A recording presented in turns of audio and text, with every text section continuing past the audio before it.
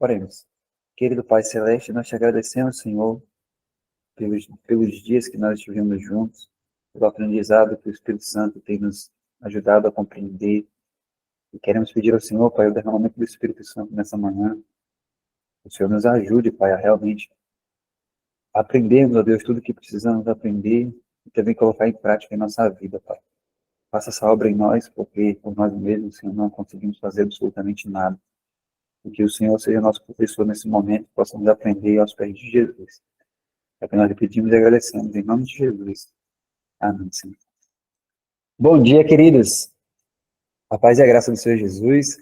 Nós, essa semana, falamos sobre alguns assuntos extremamente importantes, relacionados à justiça de Cristo. E hoje nós vamos falar de uma situação, para ajudar realmente na questão da prática mesmo. Tem um capítulo do livro Eventos Finais, onde ela fala do estilo de vida do remanescente, o estilo de vida devocional do remanescente.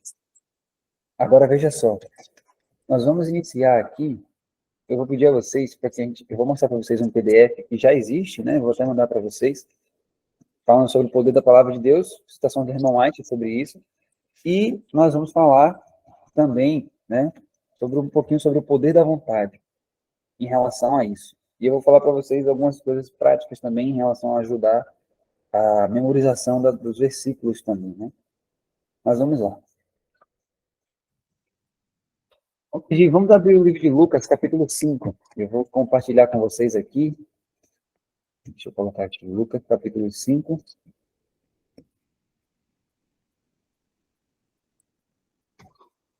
Eu vou compartilhar esse PDF com vocês. Então, veja só. Vamos ver aqui, Lucas, capítulo 5. Nós vamos ler alguns versículos aqui. Lucas, capítulo 5. Vamos ler aqui o capítulo, agora a partir do verso 20. Verso 18, na verdade. E eis que uns homens transportaram numa cama um homem que estava paralítico. Procuravam fazê-lo entrar e pô-lo diante dele. E não achando por onde o pudessem levar, por causa da multidão, subiram ao telhado e por entre as telhas o baixaram com a cama, até o meio, diante de Jesus. E vendo ele a fé deles, disse-lhe: Homem, os teus pecados te são perdoados. E os escribas e os fariseus começaram a razoar, dizendo: Quem é este que diz blasfêmias? Quem pode perdoar pecados, senão só Deus? Jesus, porém, conhecendo seus pensamentos, respondeu e disse-lhes: Que arrazoais em vossos corações? Qual é mais fácil dizer: Os teus pecados te são perdoados? Ou dizer: Levanta-te e anda? Ora, para que saibais que o Filho do Homem tem sobre a terra poder de perdoar pecados, disse ao paralítico: A ti te digo, levanta-te, toma tua cama e vai para a tua casa. E levantando-se logo diante deles e tomando a cama em que estava deitado, foi para a sua casa, glorificando a Deus. E todos ficaram maravilhados e glorificaram a Deus, e ficaram cheios de temor, dizendo: Hoje vimos prodígio. Então, queridos, olha só essa situação que estava acontecendo, Tem um texto da Herman White que vai falar sobre isso, sobre essa situação, que está no livro de Fé e Obras. Eu vou ler para vocês, que esse não está aí no PDF, mas eu vou ler para vocês, e olha só o que ela fala. Jesus lhes disse: Para que saibais que o Filho do Homem tem sobre a terra poder de perdoar pecados, disse ao paralítico: A ti te digo, levanta-te, toma a tua cama e vai para a tua casa. Aí Ellen White fala assim: O quê? Ergueu o leito com os braços paralisados? O quê? Colocar-se em pé com as pernas entrevadas? O que ele fez? Ora, ele fez simplesmente o que lhe foi ordenado. Efetuou o que o Senhor lhe mandou fazer. O poder da vontade foi aplicado para mover suas pernas e braços paralisados. Eles reagiram, embora não houvessem reagido por longo tempo. Essa manifestação revelou às pessoas que havia alguém no meio deles que não somente podia perdoar pecados, mas também curar os doentes. Fixe bem isso que a gente leu, porque nós iremos ler mais alguns versos aqui que estão nesse PDF, mas nós iremos voltar, Fé e Obras, página 59.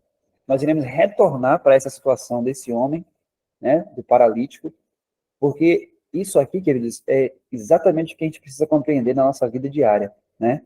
Vamos ver o seguinte, o que estava acontecendo aqui em Lucas 5, né? E nós iremos ver essas passagens que estão aí no PDF do Espírito de Profecia, para que a gente possa ver isso realmente na nossa vida diária mesmo, né? Veja só, essa primeira passagem aí, ó, Ellen White fala assim: deve-se explicar bem como exercer a fé. Para toda promessa de Deus, há condições. Se estamos dispostos a fazer a sua vontade, toda a sua força é nossa. Qualquer dom que ele prometa está na própria promessa. A semente é a palavra de Deus, Lucas 8:11. Tão certo como o carvalho está na bolota, o dom de Deus está em sua promessa. Se recebemos a promessa, temos o dom. A fé que nos habilita a receber os dons de Deus é em si mesma um dom, do qual certa medida é comunicada a todo ser humano. Ela cresce quando exercitada no apropriar-se da palavra de Deus. A fim de fortalecer a fé, devemos frequentemente trazê-la em contato com a palavra. No estudo da Bíblia, o estudante deve ser levado a ver o poder da palavra de Deus. Na criação, ele falou e tudo se fez. Mandou e logo tudo apareceu. Ele chama as coisas que não são como se fossem. Salmo 33:9 e Romanos 4:17. Pois quando as chama, elas existem. Isso está no livro Educação, página 253 e 254. Vamos ver essa primeira citação aqui e depois a gente vai retornar para aquela primeira que a gente leu. Vamos pegar detalhe por detalhe, trazendo tudo que a gente já estudou nesses últimos 3 dias, né? E vamos ver algumas coisas. Primeiro, essa frase, queridos, olha só essa frase, quando ela diz assim, ó, tão certo como o carvalho está na bolota, o dom de Deus está em sua promessa. Se recebemos a promessa, temos o dom. O que significa isso, né? Como assim? Por que ela faz essa comparação? Veja só. Ela citou ali Lucas capítulo 8, verso 11, que fala assim, a semente é a palavra de Deus. O que significa isso? Imagine só.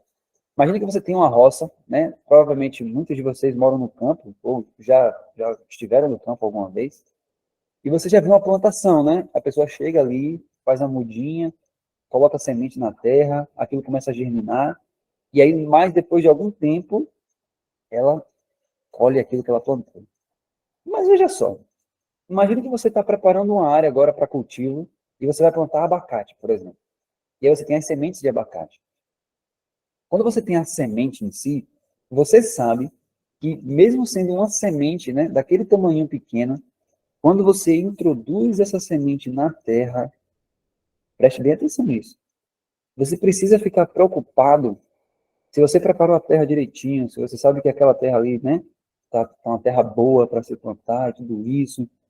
Quando você planta aquela semente ali, você precisa ficar preocupado, perder o sono, se ela vai germinar ou não. Se você fez todo o seu trabalho de regar e tudo isso, você precisa ficar ansioso. Ah, será que vai brotar? Será que não vai? Eu plantei milho, mas será que esse milho vai germinar? Será que não vai? Não precisa fazer isso, porque você sabe que a semente tem nela ali, na própria semente, um princípio germinativo. Ou seja, ela tem ali nela mesma, né, um princípio colocado por Deus ali, de que ao entrar em contato com a terra, vai acontecer uma série de reações naquela semente ali, que ela vai germinar. Então, a sua parte é só colocar a semente dentro da terra. Só isso. E aí ela fala, tão certo como o carvalho está na bolota. Ou seja, digamos que você plantou agora o abacate. Aquele abacate, você consegue perceber que hoje ele é uma semente. Você está olhando para ele e está vendo uma semente. Mas ele, né, daqui a 5 anos, por exemplo, ele vai ser uma árvore frondosa e vai estar cheio de frutos que vai estar ali para você comer. Só que o fato de você não comer o fruto ainda, olha que interessante isso. O fato de você não ver a árvore ainda e não estar comendo o fruto, você não vai duvidar de que realmente aquilo ali vai se tornar uma árvore e que você vai comer aquele fruto. Pelo fato de você já ter a semente, você, quando a pessoa perguntar assim, você tem abacate na sua propriedade? Vai dizer, tem. Mas você não está comendo abacate ainda, você não tem uma árvore frondosa. Mas você plantou abacate. Veja como é simples isso, olha que interessante. Rapaz, eu tenho uma roça de abacate. Aí a pessoa chega na sua roça, tá lá. Um negócio pequenininho ainda, germinando. Mas não é abacate? É abacate. Eu sei que um dia eu vou comer aquele abacate, né? Se der tempo da volta de Jesus, até Jesus voltar. Mas minha roça tem abacate. Então, olha o que ela está dizendo.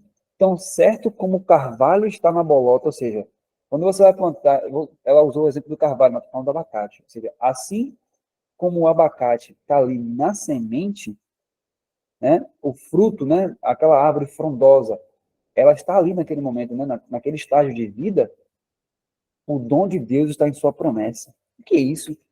Por exemplo, eu estou lendo a palavra de Deus e Deus está me prometendo alguma coisa, qualquer coisa que seja que esteja na Bíblia. Aquilo ali, queridos, é como se fosse a sua semente. Ela está ali.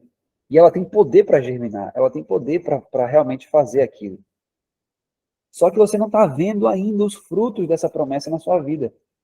Mas, pelo fato da promessa já existir, olha que coisa tremenda isso, querido.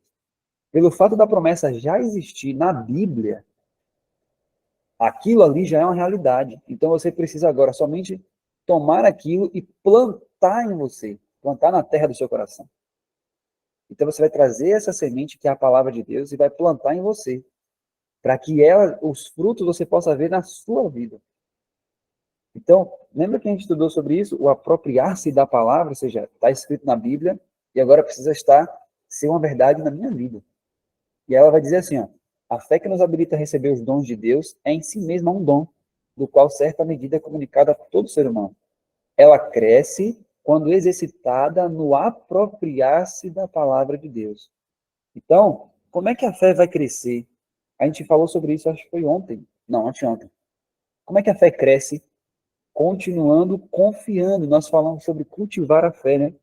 O cultivar a fé está escrito na palavra de Deus. Eu vou continuar confiando e dependendo daquilo. Lembra que a gente falou isso? Eu confio, mas depois eu continuo dependendo daquilo. Ou seja, se está escrito, ainda que eu não esteja vendo nada, mas eu dependo somente da palavra para que ela mesma crie aquilo. Agora veja só na continuação que ela diz. Nós vamos falar sobre o poder da vontade já já. A palavra de Deus é a semente. Toda semente tem em si um princípio germinativo. Nela está contida a vida da planta. Do mesmo modo, há vida na palavra de Deus. Cristo diz: as palavras que eu vos disse são espírito e vida. João 6,63. Quem ouve a minha palavra e crê naquele que me enviou, tem a vida eterna. João 5,24. Em cada mandamento, em cada promessa da palavra de Deus, está o poder. Sim, a vida de Deus, pelo qual o mandamento pode ser cumprido e realizada a promessa. Aquele que pela fé aceita a palavra, recebe a própria vida e o caráter de Deus. Que tremendo, queridos. Olha só, parábola de Jesus, página 11. Queridos, olha o que Jesus está dizendo. As palavras que eu digo para vocês, elas são espírito e vida. Então, como é que eu recebo de fato esse caráter de Deus? Como é que eu recebo a vida de Deus pelas promessas de Deus? Você percebe? Lembra que a gente falou que é a palavra que gera você de novo? Então, olha só, por outro prisma agora.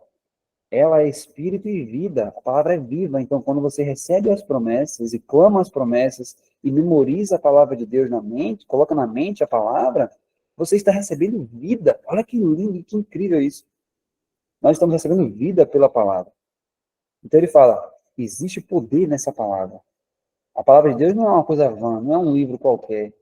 É algo que traz vida. Ela é uma semente, então ela tem um princípio germinativo. Se você plantar na sua mente, se você plantar no seu coração, ela vai germinar, vai brotar e você vai dar fruto. Então, quando a gente fala assim, ó, dos frutos do Espírito, do fruto, né, do Espírito ali, você só pode ter fruto se você plantou a semente. Então, antes de você ter o fruto do Espírito, a semente tem que ser plantada em você, que é a palavra. Percebe? Então, a palavra tem que ser plantada em você. Então, você precisa memorizar os versos, você precisa meditar sobre esses versos. Vamos falar sobre meditação hoje também. Você precisa meditar sobre esses versos, para que essa palavra você esteja assimilando na sua mente, comendo a carne e bebendo o sangue do Filho de Deus. É isso que significa. Então, veja só. Como a vida física se mantém pela comida, assim é a espiritual mantida pela palavra de Deus. E toda alma deve receber por si própria a vida da palavra de Deus. Como temos de comer por nós mesmos a fim de receber nutrição, assim devemos receber a palavra por nós mesmos. Não haveremos de obter simplesmente por meio de outra pessoa. Cumpre-nos estudar cuidadosamente a Bíblia, pedindo a Deus o auxílio do Espírito Santo, para que possamos compreender a palavra. Devemos tomar um versículo e concentrar a mente na tarefa de averiguar o pensamento nele posto por Deus para nós. Convém demorar-se sobre esse pensamento, até que nos apoderemos dele e saibamos o que diz o Senhor. Em suas promessas e advertências, Jesus se dirige a mim. Nós vimos isso ontem, né? Tanto amou Deus ao mundo, que deu seu Filho unigênito para que eu, crendo, não pereça, mas tenha vida eterna. As experiências relatadas na palavra de Deus devem ser minhas experiências. Oração e promessa, preceitos e advertências pertencem-me. Já estou crucificado com Cristo, e vivo não mais eu, mas Cristo vive em mim. E a vida que agora vivo na carne, vivo na fé do Filho de Deus, o qual me amou e se entregou a si mesmo por mim. À medida que a fé assim recebe e assimila os princípios da verdade, tornam-se eles parte do próprio ser e a força motriz da vida. A palavra de Deus recebida na alma molda os pensamentos e entra no desenvolvimento do caráter. Olhando sempre a Jesus com os olhos da fé, seremos fortalecidos. Deus fará as mais preciosas revelações a seu povo faminto e sequioso. Verificarão que Cristo é um Salvador pessoal. Ao alimentarem-se de sua palavra, acharão que ela é espírito e vida. A palavra destrói a natureza carnal, terrena, e comunica nova vida em Cristo Jesus. O Espírito Santo vem ter com a alma como consolador. Pela transformadora influência de sua graça, a imagem de Deus se reproduz no discípulo, torna-se uma nova criatura. O amor toma o lugar do ódio e o coração adquire a semelhança divina. É isto que significa viver de toda a palavra que sai da boca de Deus. Isto é comer o pão que desce do céu. Olha só. Então, comer o pão que desce do céu, queridos, é exatamente assimilar as promessas. Lembra que nós falamos sobre isso ontem? Então, quando eu vejo uma promessa na palavra, eu entendo, é para mim, é minha. Então, eu tenho que assimilar isso de forma que realmente o que está escrito ali passa a ser uma experiência prática e viva minha. Ou seja, eu estou diariamente comendo o pão que desce do céu. Olha que coisa maravilhosa. Então, comer o pão que desce do céu é viver de toda a palavra que sai da boca de Deus. Tudo que Deus fala, eu entendo que a palavra de Deus cria por si mesma aquilo, e o que é que eu faço? Eu me apodero daquilo. Eu memorizo aquele verso, eu me apodero daquilo de tal forma que eu medito tanto naquilo que aquilo realmente entra na minha cabeça, né, e entra na minha própria vida e passa a ser a minha experiência. Vamos ver isso também. Segura aí Lucas 5, que a gente abriu. Volta lá para Josué, capítulo 1. Vamos ver aqui Josué, capítulo 1. Josué 1. Olha o que Deus vai falar para ele em relação a essa palavra. Josué capítulo 1, versículo 8. Olha o que diz, ó. Não se aparte da tua boca o livro dessa lei. Antes, medita nele dia e noite, para que tenhas cuidado de fazer conforme a tudo quanto nele está escrito. Porque então farás prosperar o teu caminho e serás bem-sucedido. Veja só, o que Deus está falando aqui desse bem-sucedido, não está falando de ser um bom empresário, de ser um bom isso, não. Ele está falando de bem-sucedido na vitória sobre as tentações, bem-sucedido no fazer a vontade de Deus. Então, olha o segredo, né, digamos assim, do sucesso espiritual. Olha o que ele fala. Não se aparte da tua boca o livro dessa lei. Antes, medita nele dia e noite. Se você tiver o livro Vivendo pela Fé, você pode abrir esse livro aí, você vai ver que na primeira página dele, né, no primeiro capítulo, ele já começa falando por que a gente continua caindo em pecado. Olha que interessante, ele fala assim, ó, toda vez que você cai em pecado, é porque naquele momento a sua fé falhou. E lembra que a gente entendeu que fé é acreditar que a palavra de Deus por si só realiza aquelas coisas? O que significa então isso? Que todos os momentos que nós entramos em pecado é porque nós, naquele momento ali, não lembramos de verso bíblico nenhum. Não conseguimos aplicar o verso bíblico para aquela situação, devido muitas vezes à nossa negligência no estudo da palavra, nossa negligência na oração. Então, A gente não dá espaço para que o Espírito Santo possa lembrar a gente, percebe? Então, nós não temos comido do pão que desce do céu. Então, nossa alma está sequiosa, está faminta. Então, Satanás, quando vem até nós, que ele coloca uma tentação, a gente não consegue ter força. Nós estamos, muitas vezes, mortos realmente.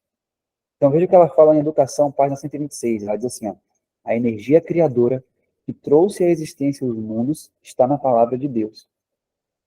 Esta palavra comunica poder, gera vida. Cada ordenança é uma promessa, aceita voluntariamente, recebida na alma, traz consigo a vida do ser infinito, transforma a natureza, cria de novo a alma à imagem de Deus. Então, o que transforma a minha natureza, o que destrói minha natureza carnal, é a palavra. Eu quero mostrar isso também, mais uma vez, aqui, em 2 Pedro. Olha como tudo, gente, vai convergindo para isso. Veja só que coisa linda isso, ó. Quando a gente vai entendendo isso, e você vai vendo os versos da Bíblia, você vai começando a entender que, na verdade, todos os discípulos entendiam exatamente esse ponto. E você vai ver que eles alcançaram o caráter de Cristo porque eles entendiam exatamente isso. Veja só. Olha o que Pedro fala em relação a você ser, né, participante da natureza divina. Como é que eu sou participante da natureza divina? Vamos ver aqui, 2 Pedro. Eu quero ter a mesma natureza de Deus, eu quero ter o mesmo caráter de Deus, eu quero ser semelhante a Deus, a Cristo, né, como filho amado. Como que eu faço isso, né? Como que Deus vai fazer isso em mim? Vamos ver isso aqui. Vamos ver 2 Pedro. Olha que fácil que ele fala, e veja só como realmente é exatamente isso que a gente tem estudado. E veja só, 2 Pedro, capítulo 1, verso 3 e 4. Diz assim, visto como o divino poder nos deu tudo que diz respeito à vida, pelo conhecimento daquele que nos chamou pela sua glória e virtude, pelas quais ele nos tem dado, o que ele nos tem dado? Grandíssimas e preciosas o quê? Promessas. Grandíssimas e preciosas promessas, para que por elas fiqueis participantes da natureza divina, havendo escapado da corrupção que pela concupiscência há no mundo. Então, como é que eu sou feito participante da natureza divina? As promessas. Olha que, gente, olha só como é simples. Para você ser semelhante a Deus em caráter, para você ser semelhante a Cristo em caráter, você precisa receber e assimilar as promessas. Porque olha o que o Espírito de fala em educação. Porque a energia criadora que trouxe existência aos mundos está na palavra de Deus. Né? Está lá na palavra de Deus. Nós estamos também ao vivo pelo YouTube. Louvado seja Deus, que deu certo aqui. Então, essa energia criativa está na palavra. Agora, veja só. Quando você passa a enxergar isso, você começa a ver o seguinte, ó. Quando você vai para Gênesis capítulo 1, versículo 1, ali Deus fala assim, haja luz. Não é isso que ele fala?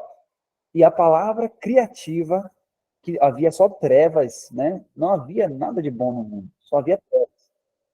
Só que Deus falou, haja luz. Quando Deus falou, haja luz, houve luz. Agora, abre 2 Coríntios capítulo 4 e veja que coisa tremenda que Deus diz para nós também.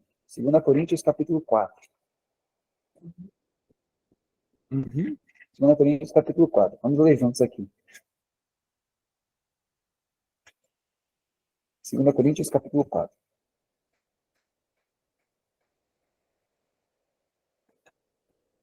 Veja que, mais uma vez, ó, olha o pensamento que está escrito aqui. 2 capítulo 4, verso 6. Porque Deus, que disse que das trevas resplandecesse a luz, vamos parar aqui. Ele está se referindo ao que aqui? Ao momento que Deus criou todas as coisas. A palavra criativa, quando Deus falou, haja luz e houve luz. Agora ele diz, porque Deus, que disse que das trevas resplandecesse a luz, é quem resplandeceu onde agora? Em nossos corações, para a iluminação do conhecimento da glória de Deus na face de Jesus Cristo. O que ele está dizendo? Olha o que ele está dizendo para a gente. O mesmo Deus, com o mesmo poder, com a mesma palavra, que lá no princípio, na terra, falou, haja luz e houve luz, ele agora veio ao nosso coração, e também é. também é trevas. O próprio Deus veio agora para o nosso coração e disse, haja luz. E Cristo diz, eu sou a luz do mundo. Então, o próprio Deus, ele declara o próprio Senhor sobre nós, ele declara Cristo sobre nós, ele declara a luz em nosso coração, e Cristo é a luz. Então, por isso que a Bíblia fala que Cristo vem habitar em nossos corações pela fé. Nós precisamos crer que o próprio Jesus falou, se alguém me ama, eu o amarei. E ele fala assim, eu e o Pai viremos a ele e faremos nele morada. Então, olha só, toda a questão cristã está na palavra. O poder da vida cristã está na palavra. Então, se eu leio na Bíblia Deus falando, o pecado não terá domínio sobre vós, a mesma energia criativa que tinha no Haja Luz tem nessa promessa.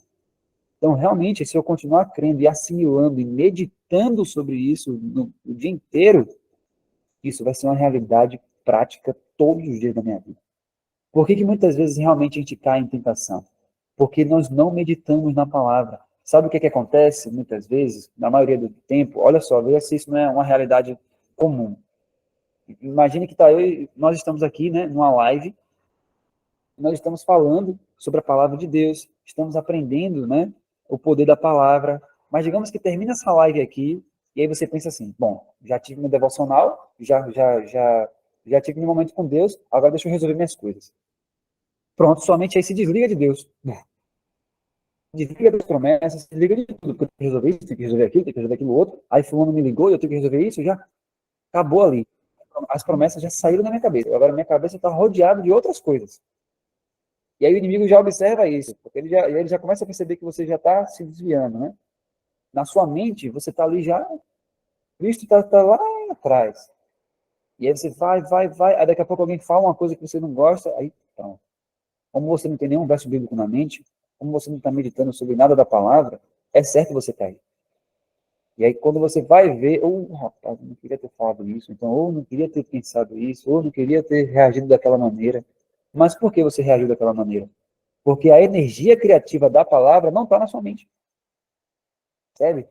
Olhe para Jesus no deserto. Jesus estava com 40 dias sem comer, querido. Muitas vezes a gente fica uma refeição sem comer, a gente já quase fica doido, né? Agora imagine 40 dias, como não estava ali a natureza humana de Jesus. E aí Satanás aparece com uma tentação fortíssima ali para ele, mas imediatamente o que é que ele fala? Está escrito. Mas depois observe o está escrito que Jesus usou. Aquilo ali é fabuloso, aquilo ali é impressionante, queridos. Aquilo ali é extremamente surreal, porque quando ele fala está escrito, quando ele responde, por exemplo, nem só de pão viverá o homem, queridos, aquilo ali não foi do nada, não. Aquele verso que ele citou era específico para aquela situação. Depois repare, pesquise na sua Bíblia.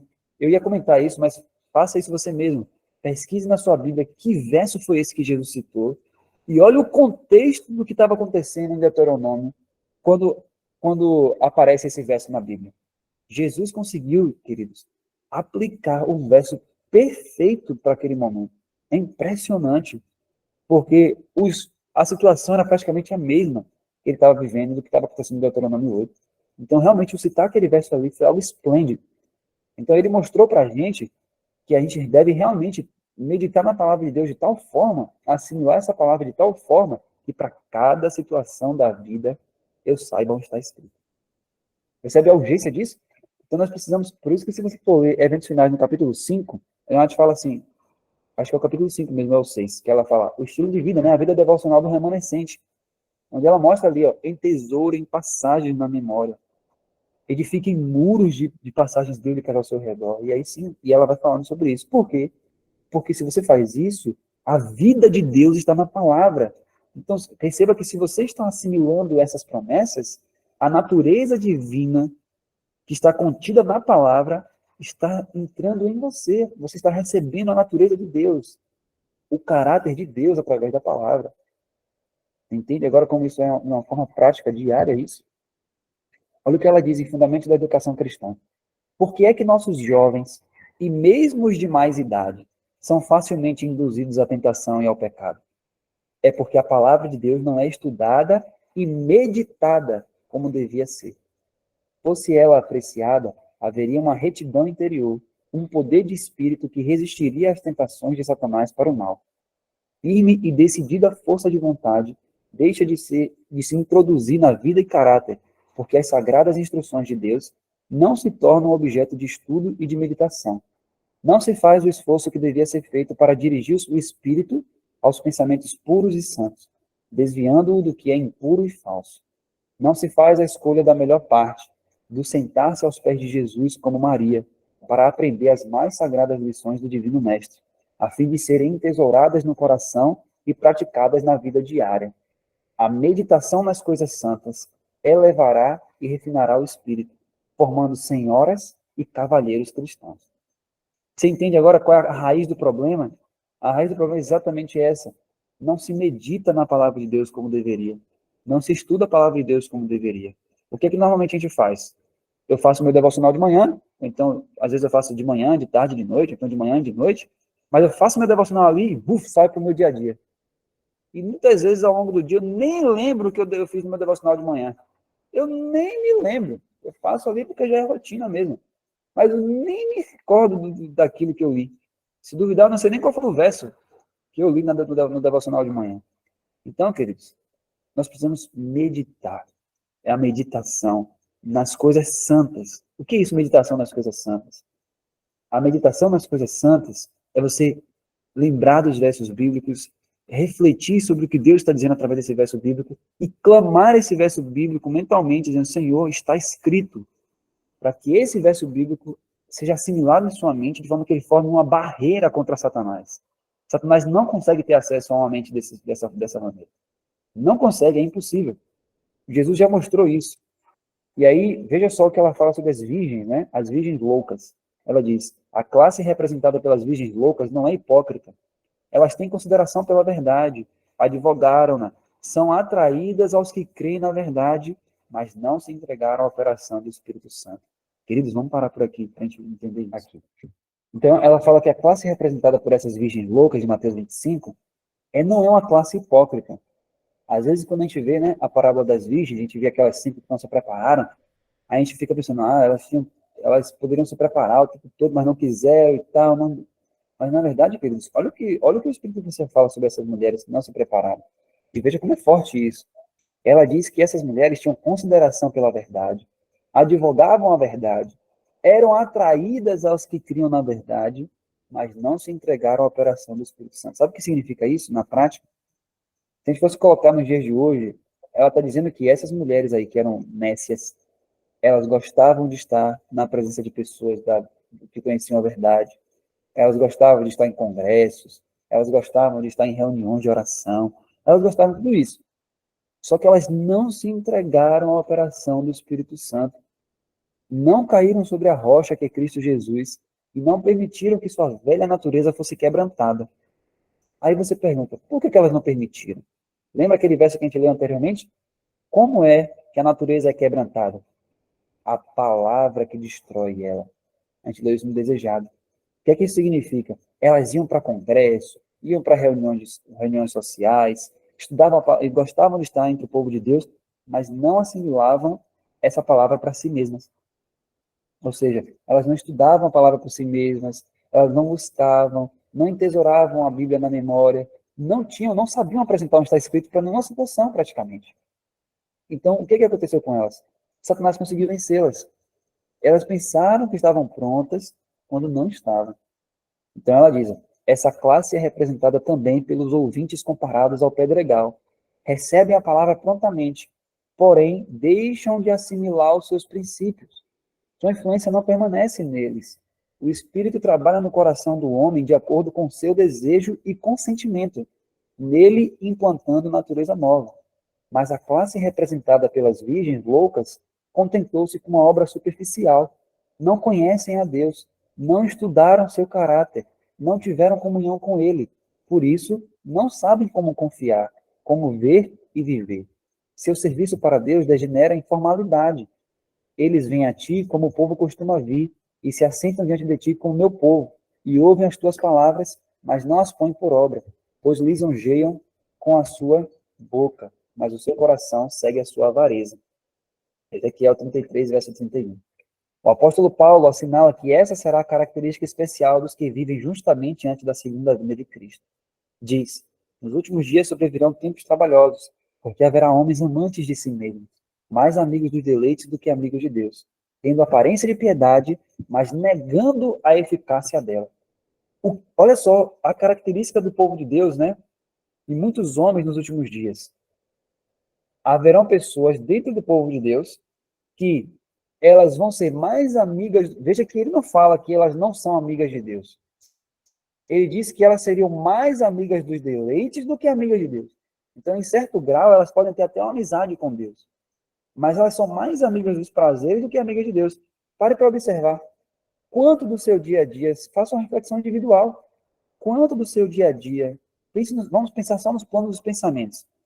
Quantos dos seus pensamentos durante o seu dia são levados a Cristo e quanto do seu pensamento fica nas coisas que você está fazendo ali? Por exemplo, você está lavando uma louça. E aí, às vezes, o seu pensamento está no que você precisa resolver, em fulano, na vida de fulano, fulano que está fazendo isso, e aquilo outro, e do que eu preciso resolver para amanhã, essa semana tem que fazer isso, e aquilo outro, aquilo outro, aquilo outro. Tantas coisas que passam na mente. Às vezes você assiste um vídeo, fica pensando naquele vídeo, e fulano que falou tal coisa, você está chateado com fulano. Mas quanto do dia inteiro você está pensando em algum verso bíblico? Está escrito, né? O pecado não terá domínio sobre vós. Que coisa maravilhosa. Você está lavando a louça ali, mas você está pensando, uau, toda palavra que sai da boca de Deus eu devo viver. Jesus Cristo é o pão que desceu do céu. E aí você fica meditando nessas coisas. É esse o segredo do sucesso. Então, quantas vezes a gente faz isso, né? Às vezes a gente está ali trabalhando na roça, mas a mente passa por tanta coisa. E poucas vezes você lembra de algum verso, às vezes você fica ali. Mas o que a Bíblia está dizendo para nós, o Espírito de Profecia fala, é que se realmente a gente conseguir, né, pedir a Deus para que faça essa obra em nós, mas se no nosso dia a dia nossos pensamentos estiverem elevados a Cristo o tempo todo, e às vezes você vai pensar, como é que eu vou fazer isso? Pela prática você consegue. Você vai verdadeiramente conseguir ter uma fortaleza inexpugnável na sua mente. Não tem como Satanás penetrar na sua mente, porque sua mente está cheia da Bíblia, cheia da palavra, e a palavra é criativa. Então Satanás não consegue se sobrepor ao poder da palavra. Não tem como. Então, as virgens loucas, elas até estudavam as escrituras, né? Buscavam estar em reuniões sociais, congressos, palestras e tudo isso. Mas elas não trouxeram isso para a realidade delas diária.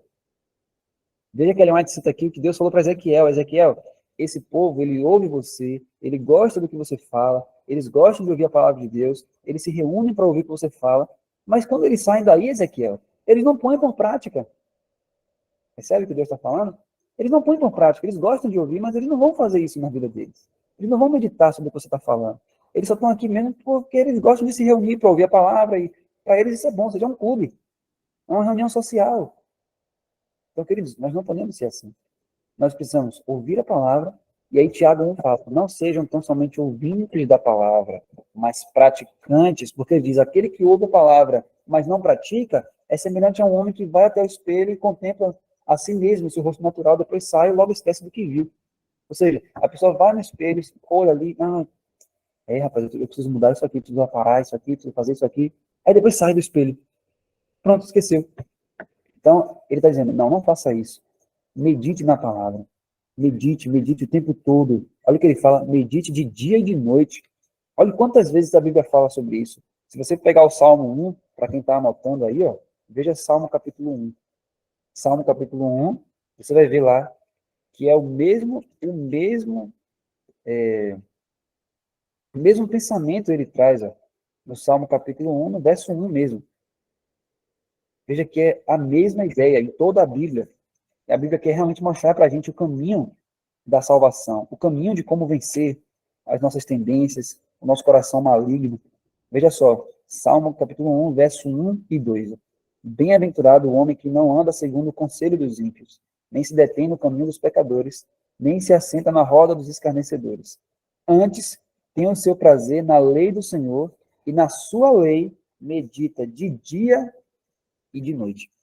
Então, quando a Bíblia fala que esse homem medita de dia e de noite na lei, medita na palavra de Deus de dia e de noite, qual é a consequência disso que ele faz? Olha o verso 3.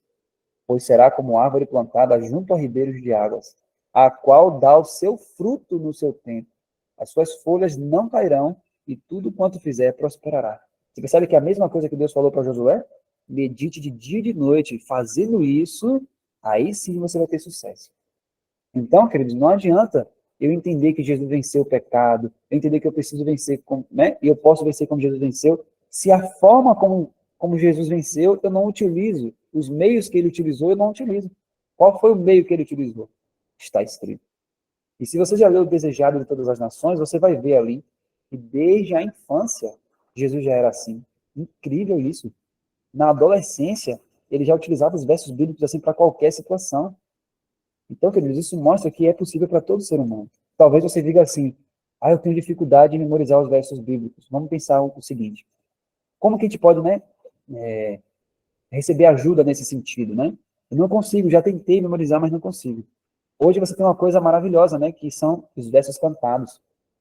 Então, às vezes você não consegue lendo, né, mas eu quero mostrar para vocês mais ou menos como é que eu faço, que tem me ajudado muito, muito mesmo, né, a memorizar os capítulos da Bíblia, e aí com o tempo você vai conseguindo, né? A mente parece que fica cada vez mais fácil para você memorizar. Eu quero mostrar para vocês mais ou menos como é que eu faço, que realmente isso ajuda bastante, né? Eu espero que seja de grande ajuda para cada um de vocês também.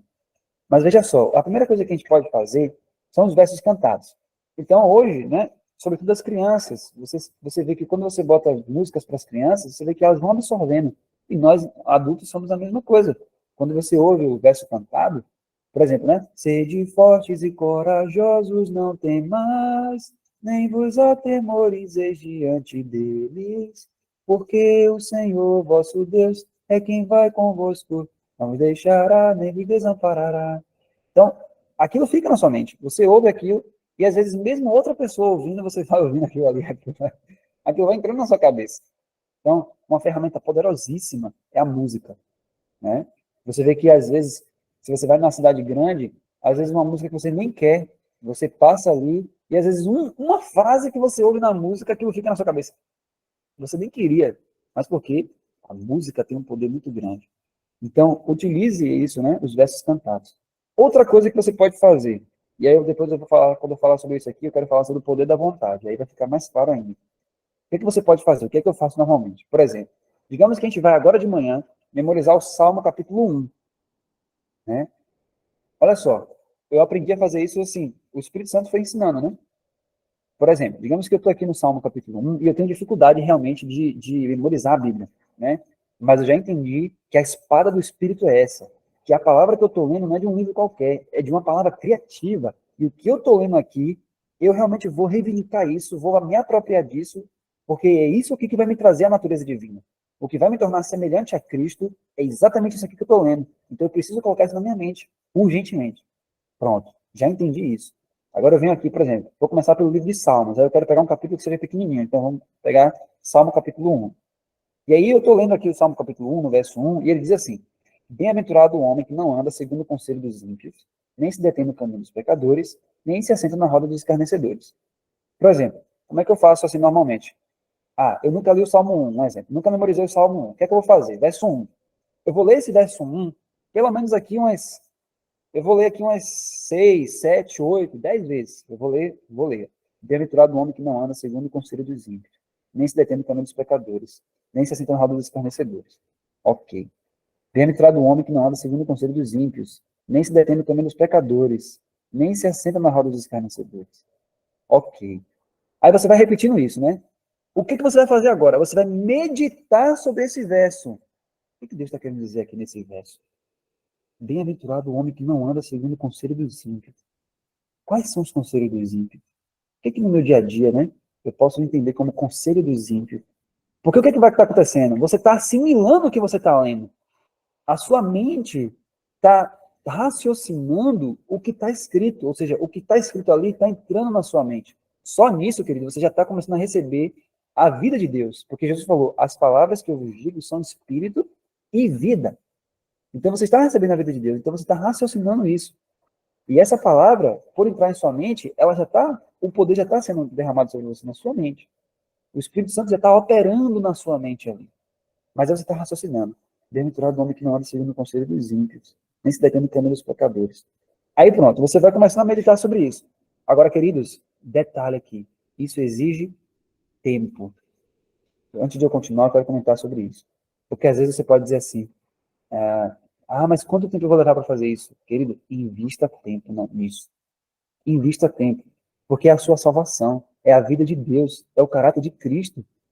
Então, isso é mais importante do que qualquer empreendimento que você possa fazer na sua vida. Todas as outras coisas têm que ser secundárias.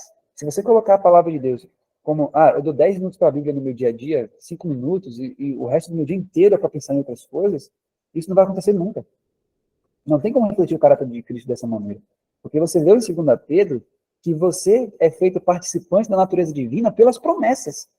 Então, se ele já lhe disse o caminho qual é, você precisa andar pelo caminho. É pelas promessas que eu sou feito participante. Então, eu preciso clamar essas promessas e ela tem que estar tão fácil na minha mente, de forma que o Espírito Santo consiga acessar de forma fácil para me dar na hora. Quando Satanás vier com a tentação, rapidinho o Espírito Santo vai trazer esse verso na minha memória. Então, eu preciso ter tempo. Separe 1 hora no seu dia, 2 horas. Acorde de madrugada e memorize o verso. Agora veja. Então, vamos lá. Bem-aventurado o homem que não anda segundo o conselho dos ímpios, nem se detém no caminho dos pecadores, nem se assenta na roda dos escarnecedores. Pronto. Digamos que agora eu já assimilei esse verso, né? Já meditei, já repeti ele várias vezes. Aí o que eu faço agora? Eu pego um caderno, e aí nesse caderno eu vou fazer o seguinte. Eu vou ler, bem-aventurado o homem que não anda segundo o conselho dos ímpios, nem se detém no caminho dos pecadores, nem se assenta na roda dos escarnecedores. Pronto. Eu vou agora anotar esse verso. Então, não vou olhar mais para a Bíblia, eu vou só olhar para o meu caderno e eu vou agora escrever o verso que eu estava lendo várias vezes. Aí eu começo. Bem-aventurado o homem que não anda segundo o conselho dos ímpios. Estou escrevendo.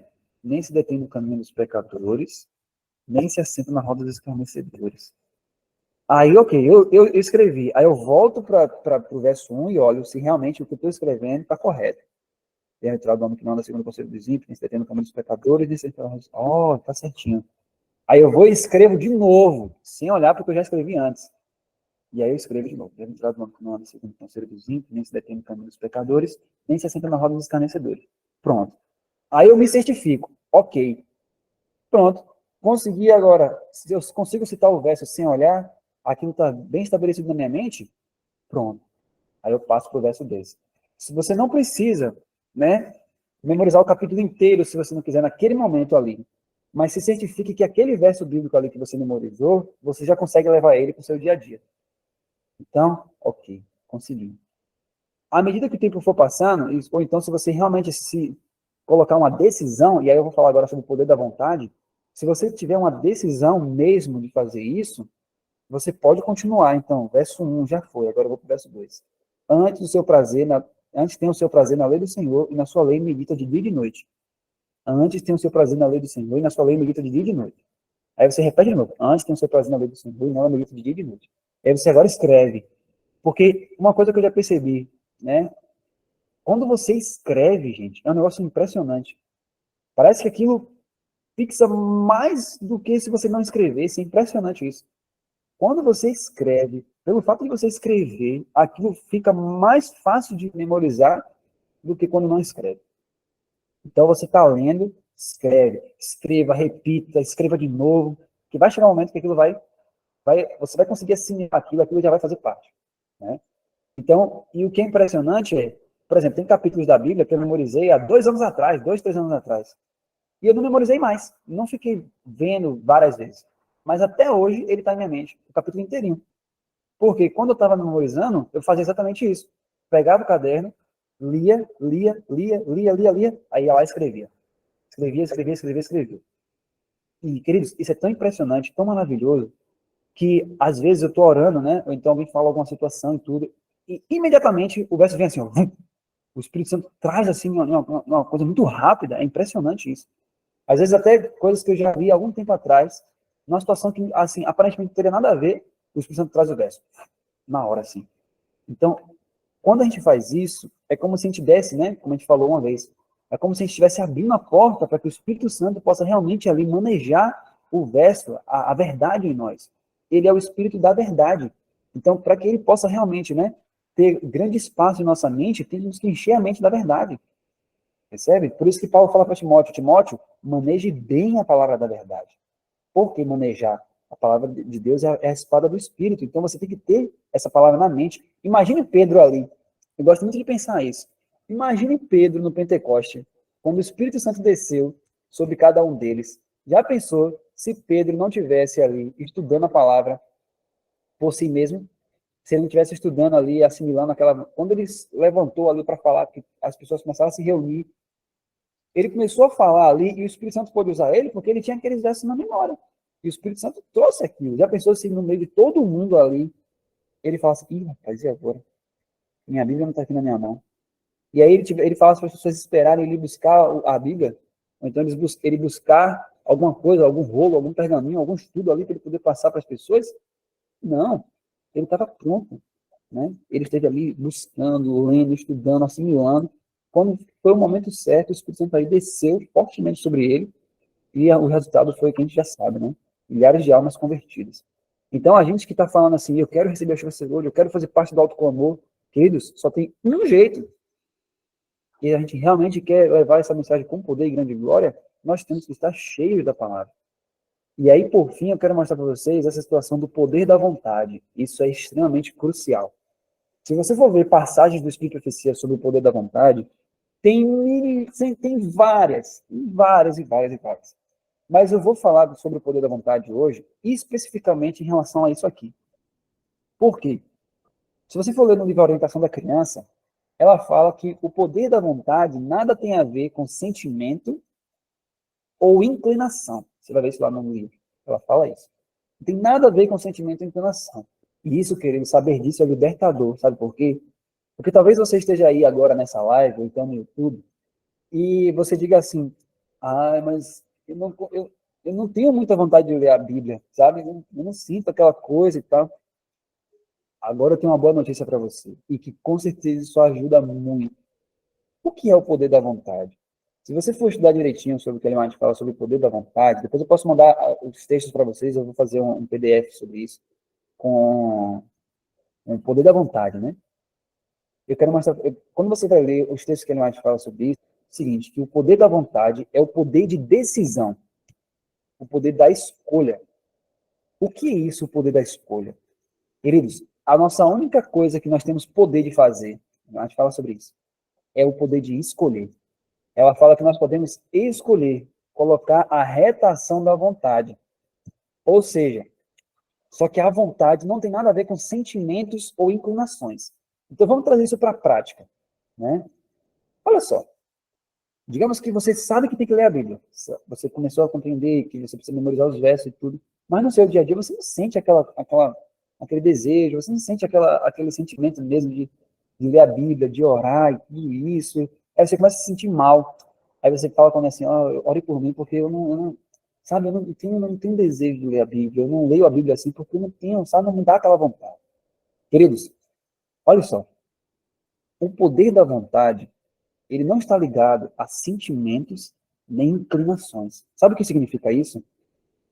O poder da vontade é o poder da escolha. Então, por exemplo, você já sabe que você vai ser feito participante da natureza divina pelo poder da palavra. Então, o que você precisa fazer? Meditar na palavra, memorizar os versos, ter comunhão com Jesus, ler a palavra, estudar a palavra, estudar profecia, os livros da mensagem 88, como a gente já falou, tudo isso. Mas você não tem aquele gosto natural por isso, queridos. Mas quando você entende que a reta ação da vontade que tem que atuar, ou seja, você tem o poder de escolha. Então, por exemplo, digamos que agora você está com tempo livre. Eu fiz minhas coisas, agora eu tenho 2 horas livres. Naturalmente, você não vai querer ler a Bíblia. Isso não é da natureza humana. Você não vai querer ler a Bíblia, não vai querer orar. Mas o Espírito Santo coloca em seu coração, rapaz, vai ler. Mas aí você não é inclinado a ler, você está com tempo livre, você quer ir passear, você quer fazer um monte de coisa. Mas você fala assim, Senhor, olha só, eu não quero ler a Bíblia. Ser bem sincero com Deus mesmo. Eu não quero ler a Bíblia, eu não sinto vontade de orar e tudo, mas eu decido, olha só, Senhor, eu decido ler a Bíblia. Decido. Mesmo que não estou com vontade disso, eu decido. E aí você decidiu ler as Escrituras, o poder de Deus naquele exato momento ali vai ser enviado para você. Então você vai, não quero ler, mas eu vou ler. E aí o que vai acontecer? No início, O seu sentimento, e isso é glorioso, no início, pode ser que você comece a ler a Bíblia sem vontade, sabe? Assim, sem vontade não, sem desejo, você está lendo. Mas a inclinação do seu coração não é para aquilo, mas você decidiu. Você percebe? Você decidiu separar um tempo para aquilo. E aí, você está ali lendo, e aí sabe o que vai acontecer? Pelo poder do Espírito Santo, pelo fato de você ter decidido, ele vai falar assim, ó, quando a vontade do homem se une com a vontade de Deus, ela se torna onipotente. O que significa isso? Pode ser que no início aquilo seja um fardo. Né? Eu estou lendo aqui, mas minha natureza é contrária a isso. Só que ela diz que quando você faz isso, que a retação da vontade opera, você decidiu e o Espírito Santo colocou o poder em seu coração para você realmente fazer aquilo, você pegar a Bíblia e está fazendo aquilo, ele vai falar assim, ó, coração se unirá a coração, mente se unirá a mente, e ela fala que nosso pensamento vai ser igual de Cristo. Os desejos de Cristo vão se assimilar com o nosso, de forma que chega a um ponto que a nossa inclinação e o nosso desejo é o mesmo que existe no coração de Jesus. Aí ela diz, e isso é o que significa estar trajado com as vestes de Cristo. Então, ter as vestes de Cristo significa aquilo que eram os meus desejos não são mais. Agora são os desejos de Cristo em meu coração. A minha mente, os meus pensamentos não vão ser mais os meus, mas os pensamentos de Cristo, que são os pensamentos da palavra, vão estar em mim. Aí, queridos, a gente passa por uma experiência muito mais profunda com Deus, porque olha o que Jesus fala, se vós estiverdes em mim, e as minhas palavras estiverem em vós, pedireis o que quiserdes, e vos será feito. Que tremendo! Por que ele diz assim, ó, eu te dou o aval para você pedir o que você quiser, que você vai receber. Sabe por quê? Porque aí, quando nossa experiência chega a ser essa, de que os desejos de Jesus são os meus, a gente pode pedir com toda a plenitude de certeza, porque nós pediremos as mesmas coisas que Jesus pediria. Porque nosso coração e o coração de Cristo agora se unem. Nossos desejos se unem. Então, os desejos de Cristo não são desejos egoístas, não são desejos orgulhosos. Então, Jesus fala, ó, se realmente você está em mim, minha palavra está em você, peça o que você quiser. Porque tudo que você pedir é como se eu estivesse pedindo. Então, pode colocar meu nome na oração. Pode colocar meu nome. Porque o Pai vai entender que é o mesmo pedido que o meu. Pode pedir. E você vai receber tudo. Então, por quê? Nossos pedidos não vão ser mais por coisas daqui. Nós vamos pedir quando os nossos desejos estão iguais aos de Cristo. Mais do Espírito Santo, mais do Senhor, meu Pai. Eu quero ser mais semelhante a Ti. Eu quero memorizar a Tua palavra. Senhor, por favor, opere em mim. Eu não quero ser orgulhoso, não quero ser egoísta. E tudo isso está de acordo com a vontade de Deus. E na hora que a gente pede, a Bíblia fala, se sabemos que Ele nos ouve contra os que nos pede, sabemos que recebemos o que dele pedimos. Então, no mesmo momento que Ele está te ouvindo, Ele já está te respondendo. Ele está te ouvindo, está lhe respondendo. Está lhe ouvindo, está lhe respondendo. Na mesma hora. Essa é a confiança que temos nele. É isso que João diz. Então, queridos, essa precisa ser a nossa experiência diária. Então, o poder da vontade, por isso que ela diz aqui, eu quero ler novamente, aí eu finalizo. Olha o que ela diz. Está em Obras, página 59. Eu vou ler novamente esse texto que eu li no início. Ela diz assim. A seguir, disse Jesus, para que saibais que o Filho do Homem tem sobre a terra poder de perdoar pecados, disse ao paralítico, eu te digo, levanta-te, toma tua cama e vai para a tua casa. Aí ela diz, o quê? Ergueu o leito com os braços paralisados? O quê? Colocar-se em pé com as pernas entrevadas? O que ele fez? Ora, ele fez simplesmente o que lhe foi ordenado. Efetuou o que o Senhor lhe mandou fazer. O poder da vontade foi aplicado para mover suas pernas e braços paralisados, e eles reagiram, embora não houvessem reagido por longo tempo. Queridos, veja só, o quê? Eu andar? Jesus falou, levanta-te, toma teu leite e anda. A palavra era criativa. Levanta-te, toma teu leite e anda. Mas ele poderia raciocinar. Não. Na verdade, ele poderia não assimilar aquilo para ele. Olha como isso é forte. Ele poderia não assimilar. Não, Senhor. Você está mandando eu levantar, você não está vendo que eu sou paralítico. Não tem como eu levantar, não. Eu estou aqui há 38 anos. Está mandando eu levantar, por favor. Você nem se move para me ajudar, você está mandando eu levantar. Mas não. Olha como a vontade operou. Ele raciocinou, mas quando Jesus falou, ó, levante, tome teu leite e ande, ele tomou a decisão de levantar. Ele falou, bom, Ninguém quis me ajudar, mas se você está mandando levantar, eu vou levantar. Eu não tenho nada aqui, ó. Eu não estou vendo nada em mim mesmo. Não estou sentindo nada de cura nem nada disso. Mas eu decido levantar. E quando a vontade dele operou dessa forma, que ele se projetou para levantar, na mesma hora o poder foi dado. E aí ele foi curado. Mesma coisa com a gente, querido. Se você for ler o livro Milagre de Jesus, de Wagner, ele vai explicar exatamente isso. Ele vai dizer, isso que foi escrito é para lhe ensinar como acontece com você também. Muitas vezes você não vai sentir aquilo de início, mas a palavra já foi dita. Então, se a palavra já foi dita, creia na palavra, dependa da palavra, e agora decida por aquilo que a palavra está dizendo. Decida estar realmente. E aí, o mesmo poder que o paralítico recebeu, você recebe o mesmo. Tem outras passagens aqui, mas eu vou mandar para vocês, aí vocês leem em casa. O mesmo poder que ele recebeu ali está disponível para nós na palavra.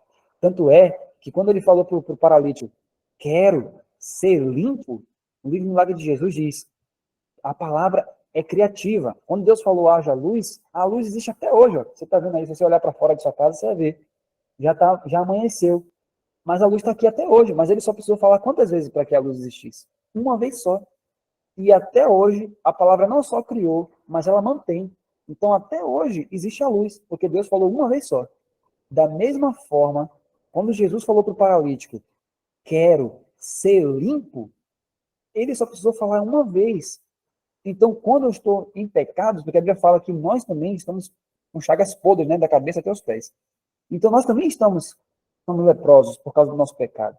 Mas a mesma palavra que disse para aquele paralítico, quero ser limpo, ela fala para mim agora também.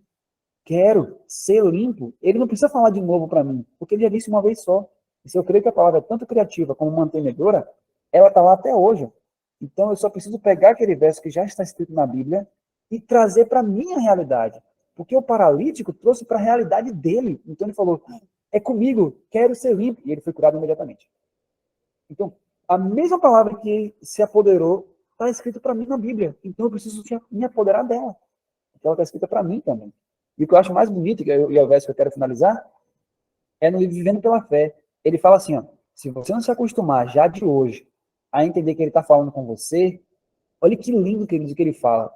Quando Jesus disse para Pedro, vem, Pedro começou a andar sobre as águas. Aí ele diz, o que foi que manteve Pedro em cima das águas? É a palavra, vem. A água, por si só, não tinha como suportar Pedro ali em cima dela. Tanto é que depois que ele esqueceu da palavra, ele afundou, porque a água não tinha poder para sustentar ele.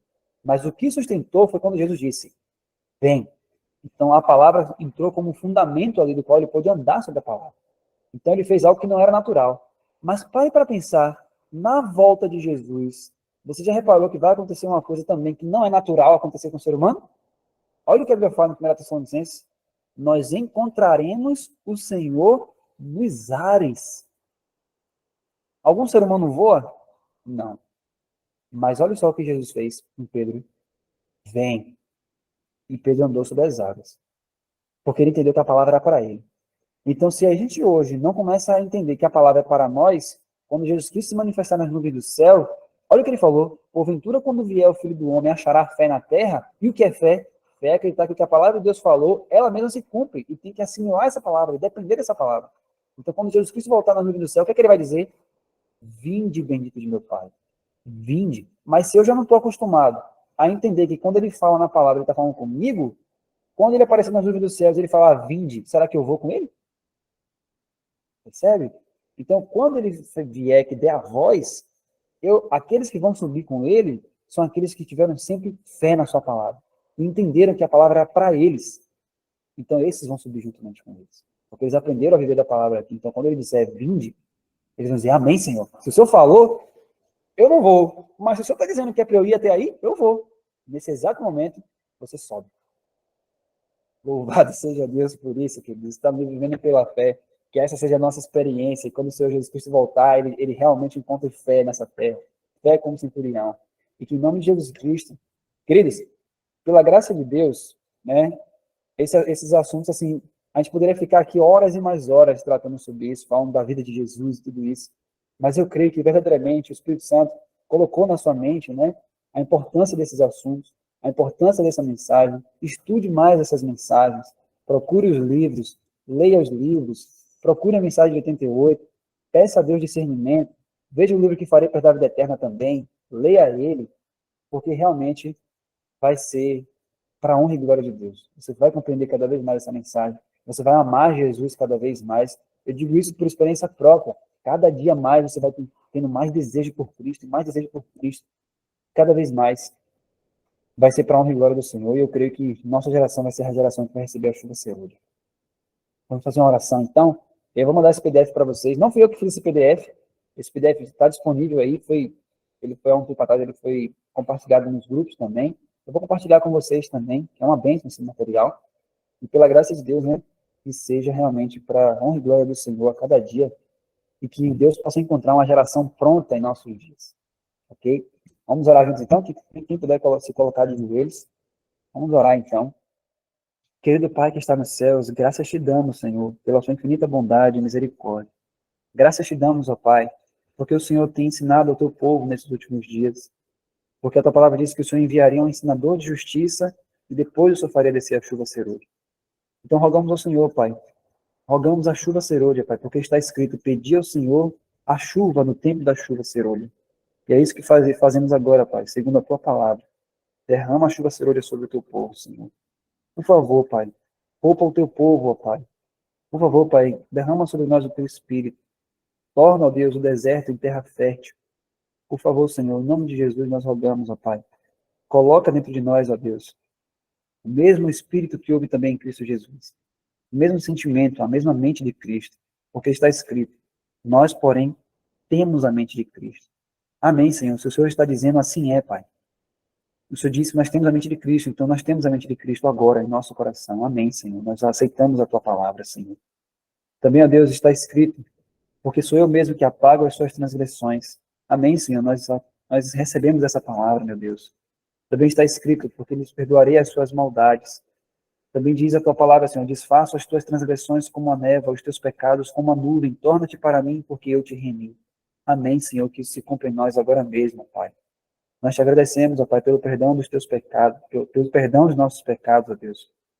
Nós rogamos ao Senhor, Pai, que em nome de Jesus, o Espírito Santo possa transformar a nossa natureza, que a palavra do Senhor destrua a nossa natureza carnal, para que de pronto, ó Pai, o mais rápido possível, os anjos, os mundos não caídos e até os seres humanos possam olhar para aqui, para essa terra e ver, Pai, pessoas prontas, pessoas que refletem o caráter de Deus, pessoas que têm a glória do Senhor no seu semblante, pessoas que refletem a Cristo Jesus na mais pequena, na menor coisa que existe no dia a dia.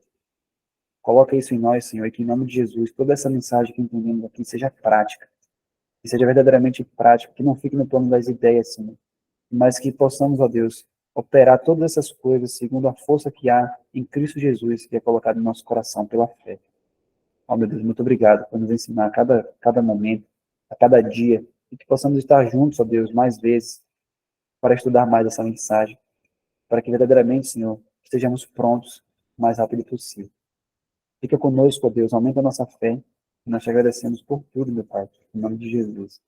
Amém, Senhor.